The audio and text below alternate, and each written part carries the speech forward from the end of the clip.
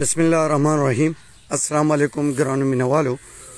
زه ستاسو ورور خیال خان د وخت کې موضوع نیکه مقبره باندې تقریبا داسې تېرېدم نو څه ملګري په قبرونو د پاسه ناستو ځان له مایې کړي دي، شینولي پکې کوي، دلته خلک روتي دي، دی کې لارې جوړې شوې دي، ګاډي پیځي، خو دلته قانون نشته. څه نشته؟ قانون نشته. د قانون سره خلک مذاق کوي او زمونږ صرف دا کار دی چې خپل مړي روړو، مقبرې کې خښ کو او بیا تپوس نه کوو. خلکو قبضه کړل، خلکو ځایونه قبضه کړل، کورونه پکې جوړ شو، باترومونه پې جوړ شو.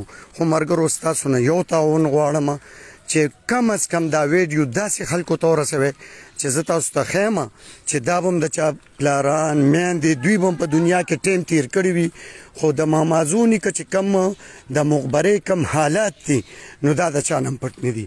ملګرو دا وګورئ، لارې دي، په قبرونو د پاسه ګاډي ځي، خو ماله افسوس راځي. افسوس په څه راځي؟ په دې خبر راځي چې مونږ ځان ته په ډېر غټ شان سره ویو چې مونږ مسلمانان یو. زه خو یم چې زمونږ نه هغه هندوان بخي د خپلو ځایونو خو به دونه حفاظت کوي، مونږ خو خلک نشو کولی.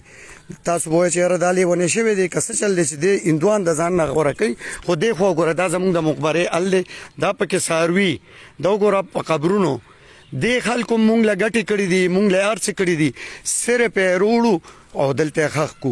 ما اوس هم جګړه وکړه، دا دلته ښه په ګیره درست خلک ناستو په دې هدیره کې جوارۍ کوي. دا قبرونه یې ملګرو، دا زم پې روان یم، وګوره دا لارې پکې جوړې شوي، د دې د بندولو لپاره ما خپل پوره کوشش وکړ، خو ما سره څوک هم نه ودرېږي. ستاسو نه دغه تعاون غواړم. دا وګورئ په دې قبر باندې جواري کېده، په دې کې شینولي ما پکې پولیس ته اطلاع وکړه، خو دلته څوک هم چا سره حق سره نه ودرېږي. دا کور وګورئ، دا د نن نه 2 کاله مخکې ما بند کړو، 2 کاله مخکې، نن بیا هم هغه کور دی. ما له دمکۍ راکول کېږي، یار تاسو ځان ته مسلمانان وایئ، تاسو ځان ته څه وایئ؟ دا خلک وګورئ، دا ټول شوي دي، خو دلته څوک هم د چا نشي، ځکه چې دا ډېر تکړه خلک دي او ډېر ټوپکمار خلک دي، ډېر وسلو والا خلک دي، ډېر طاقتور ځان ته وایي، ځکه چې دوی نه حکومت مني او نه عوام مني. فیصله په تاسو ده چې آیا تاسو دې کې څومره ما سره تعاون کولی شئ، څومره کولی شئ. دا نالۍ وګورئ، دا د دې خلکو کورونه، دا کورونه نه دي، دا په قبرونو د پاسه دي، دا د مسلمان په مخ څپېړه ده. دا وګوره دا نالۍ دي، دا په قبرونو د پاسه بیږي، خو دلته څوک هم نشته. جومات ورسره خوا کې دی، خو امام صاحب دوی له جمع ورکوي، خو دا ورته نه وایي چې یاره دا تاسو څه کوئ، دا غلط دي. دا وګورئ جي، دا لارې جوړ شوي دي، په دې باندې نالۍ پکې جوړ شوي دي، کورونه پکې جوړ شوي دي، کاغذ ورسره نشته، خو کور جوړ دی. ملګري په څه جوړ دی؟ د دې فیصله به حکومت کوي. زه خو وایم چې پاکستان کې ادارې ډېرې کمزوري دي، ځکه چې خلک یې دونه طاقتور شو. دا زه تاسو ته ښیم، دا د پاڼه ژرند دی، په تحصیل تنګي کې پاڼه ژرنده ده، په پاڼه ژرنده کې الټه په ما پسې به خندا کوي، ځکه چې زه د حق خبره کوم، د حق وینا کوم، ځکه چې زه مسلمان یم او به حیثیت یو مسلمان زمانه دا نه برداشت کیږي چې آیا په دې قبرونو باندې ما ته څه یو پې جواري شینولي کول، وی په دې ګاډي ځي، دې ته وګوره ګاډي پې ځي، نو تا ځان ته مسلمان نه وې. دا وګوره ټول خلک ولاړ دي، هم د دې علاقې خلک دي. او تاسو وګورئ دا جومات دی، ورسره مونځ ته هېڅ ضرورت نشته، تګ ته هېڅ ضرورت نشته. دغه غواګانې پکې سریږي، دا څاروي پکې سریږي، خلک پکې ګرځي، دلته چې څه کېږي هغه کېږي، خو حفاظت زمونږ د مقبرو نشته. زه وایم چې په دې باندې زر تر زره اکشن واغشتل شي حکومت، او د دې خلکو نه تپوس وکړي شي چې آیا د پردو قبرونو سره دا ګپې او دا ټوکې، دا مذاقونه ولې کېږي؟ د نن نه کال مخکې ما دا لار بند کړه چې په دې ګاډي نه ځي، خو الحمدلله ثم الحمدلله دا زما ملګري دغه کورونه دي، اظهار تاڼهدار صاحب هغه هم پې ستړی شو، خو دلته څوک هم د چا نه وري، ځکه بدماشي دلته ډېره ده، او که چا ته حق وی نو هغه په تا پسې راتاویږي. نو ملګرو فیصله په تاسو ده. دا ویډیو هغې خلکو ته ورسوئ چې دا د چا کار دی، دا د هغې ادارو کار دی.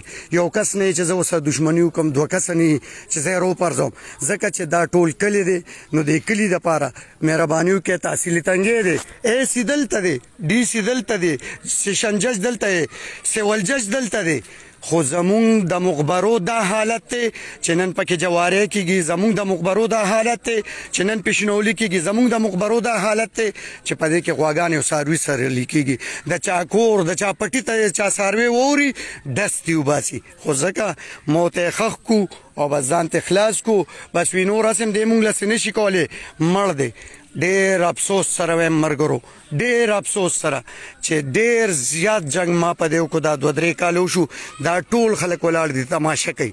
دا وګورئ، دا د پاڼه جندې خلک دي، هم د دې علاقې خلک دي، خو ټول بدماشان، ټول هغه خلک دي چې ما ته پکې اوس لاس راچولی کېده. نو په څه خبره چې زه د بل د قبر، د بل د مقبرې، د بلې ادیرې خیال ساتم. ملګرو فیصله په تاسو، خبره تنګي ده که د باندې ښه لګي، خو داسې ځای ته یې ورسوئ دا ویډیو چې د دې خلکو خلاف سخت نه سخت اکشن واخیستی شي او په دوی داسې پرچي وشي چې آینده دپاره د دوی نسلونه م یاد ساتي. خو افسوس چې پاکستان کې قانون شته خو په قانون کار نه کیږي، ادارې شته خو ادارې کار نه کوي. یو سړی نه راپاسي چې د حق دپاره اواز اوچت کړي. په خپلو دعاګانو کې خپل رور حیالحان هم یاد ساتئ.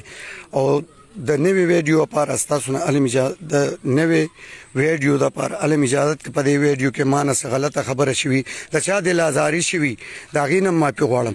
خو افسوس په دې خبره کوم چې تاسو اوس هم وګورئ، نو څارویو ته زه لږ زوم کوم، دا په قبرونو د پاسه ګرځي. دې خلکو موږ له ډېرې ګټې به کړي، دې خلکو موږ له ډېر تاوان ګټې را کړي، خو مونږ صرف پروړي دلته مامازو نیکه کې مخاخ کړي دي.